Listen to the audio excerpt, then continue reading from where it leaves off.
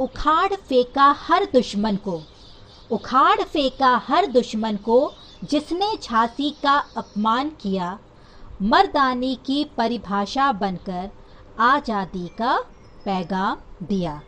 जय हिंद बच्चों। झांसी का नाम सुनकर आप समझ गए होंगे कि आज हम हिंदी पाठ्य पुस्तक में पाठ 5 झांसी की रानी कविता का अध्ययन करेंगे। इस कविता की कवयित्री है सुभद्रा कुमारी चौहान।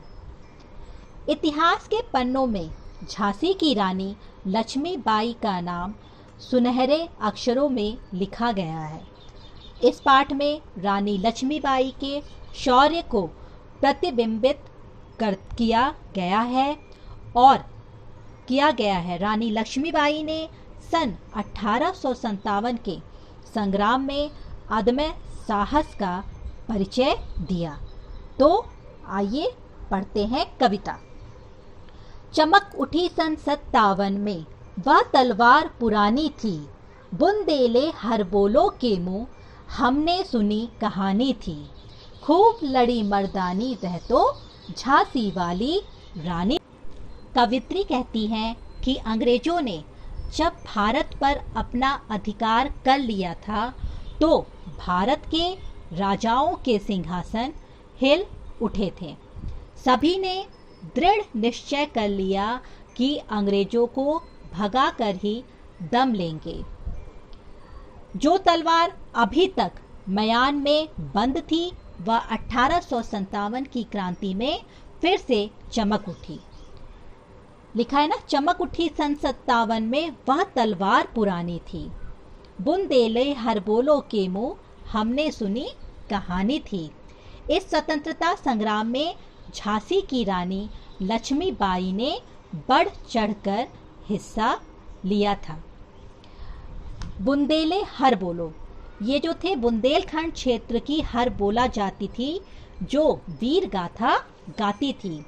तो यहाँ पर कवित्री ने यही कहा है कि बुंदेलखंड के हर बोलो अर्थात लोक नायकों का कहना था कि लक्ष्मीबाई पुरुषों की भांति अंग्रेजों से लड़ी और लड़ते लड़ते शहीद हो गई।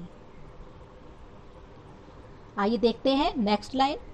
कानपुर के नाना की मुंह बोली बहन छबीली थी, लक्ष्मीबाई नाम पिता की वह संतान अकेली थी। नाना के संग पढ़ती थी वह, नाना के संग खेली थी, बरछी डाल कृपाण कटारी उसकी यही सहेली।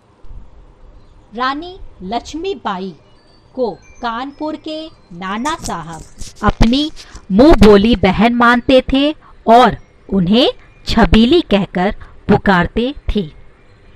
लक्ष्मीबाई नाम पिता की वह संतान अकेली थी। वह अपने पिता की इकलौती संतान थी।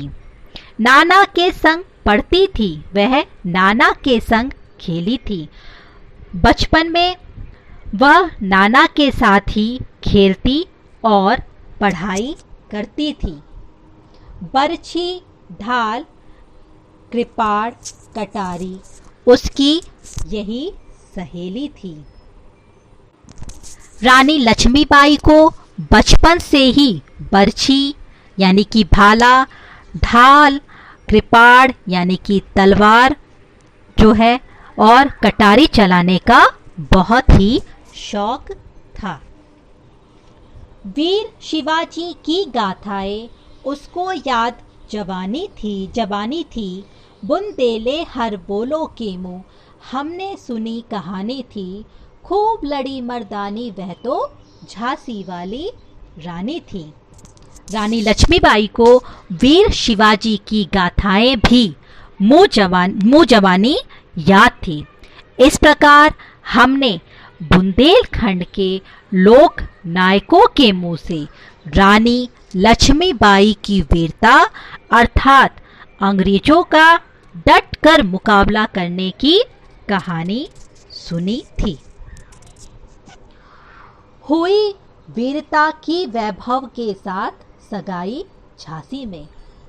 इस पंक्ति में रानी लक्ष्मीबाई के विवाह के बारे में चर्चा किया गया। इसमें हुई वीरता की वैभव के साथ सगाई, झांसी में ब्याह हुआ, रानी बन आई लक्ष्मीबाई झांसी में, राजमहल में बजी बधाई, खुशियाँ छाई झांसी में, सुभट बुंदेलों की बिरुदावली सी वह आई झांसी में।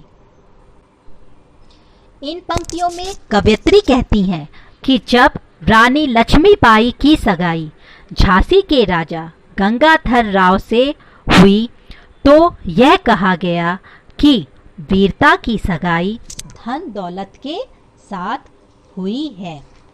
कहा गया ना, हुई वीरता की वैभव के साथ सगाई झांसी में। वीरता का प्रतीक लक्ष्मीबाई और वैभव का प्रतीक थे गंगाधर राव, जिससे उनकी सगाई हुई।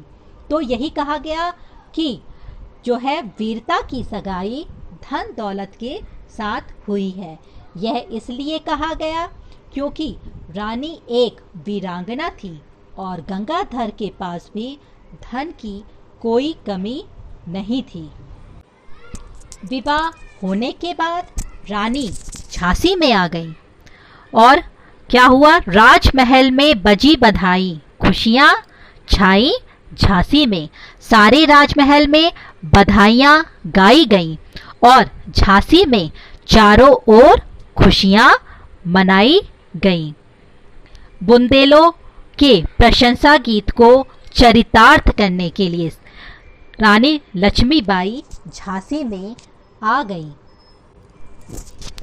चित्रा ने अर्जुन को पाया, शिव से मिली भवानी थी, बुंदेले हर बोलो के मुँह, हमने सुनी कहानी थी, खूब लड़ी मर्दानी वह तो झांसी वाली रानी थी।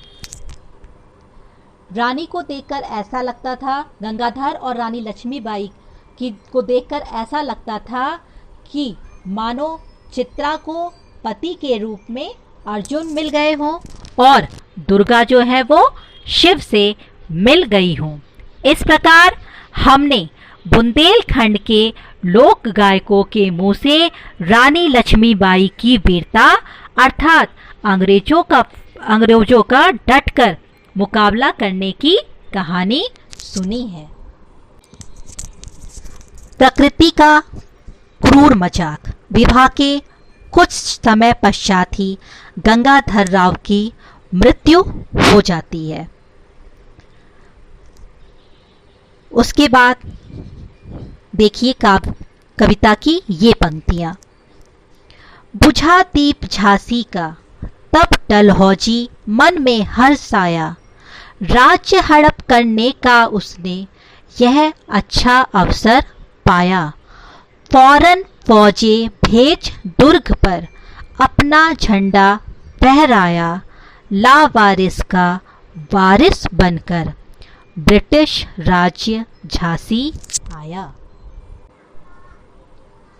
कवयित्री ने इन पंक्तियों में झांसी के राजा गंगाधर राव की मृत्यु होने पर झांसी के वीरान होने और अंग्रेजों द्वारा झांसी को हड़पने की नीति का वर्णन किया है। ब्रिटिश सरकार का यह कानून था कि जिसका कोई वारिस नहीं होगा उसके राज्य पर ब्रिटिश हुकूमत होगी। इसलिए डलहौजी को भी राजा गंगाधर राव की मृत्यु होने पर राज्य को हड़पने का अच्छा अवसर मिल गया।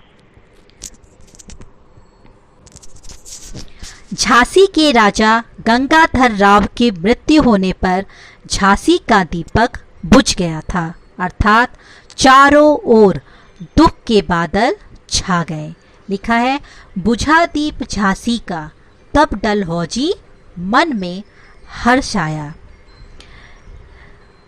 यह समाचार लॉर्ड डलहौजी को हर्षित करने वाला था। राज्य हड़प करने का उसने यह अच्छा अवसर पाया, क्योंकि ब्रिटिश सरकार के कानून के अनुसार जो है जिसका कोई वारिस नहीं होगा उसके राज्य पर ब्रिटिश हुकूमत होगी। इसलिए डलहौजी को भी राजा गंगाधर राव की मृत्यु होने पर राज्य को हड़पने का अच्छा अवसर मिल गया। फौरन फौजें भेज दुर्ग पर अपना झंडा फहराया। लावारिस का वारिस बनकर ब्रिटिश राज्य झांसी आया। उसने क्या किया, जल्दी से अपनी फौज को झांसी भेज कर लावारिस के वारिस के रूप में ब्रिटिश हुकूमत का झंडा फहरा दिया।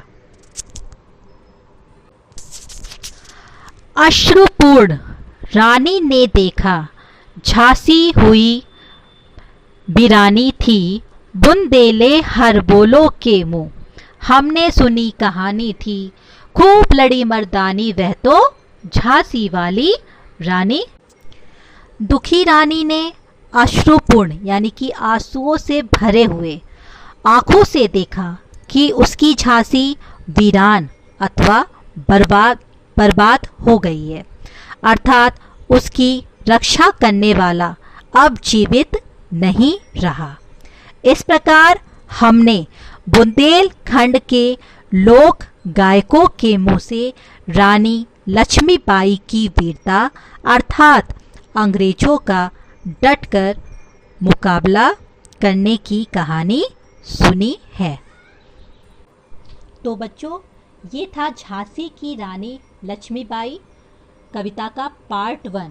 नेक्स्ट पार्ट में हम पढ़ेंगे कि रानी लक्ष्मीबाई ने किस प्रकार झांसी के मैदान में अंग्रेजों से लोहा लिया और अंत में वो स्वर्ग सिधार गई।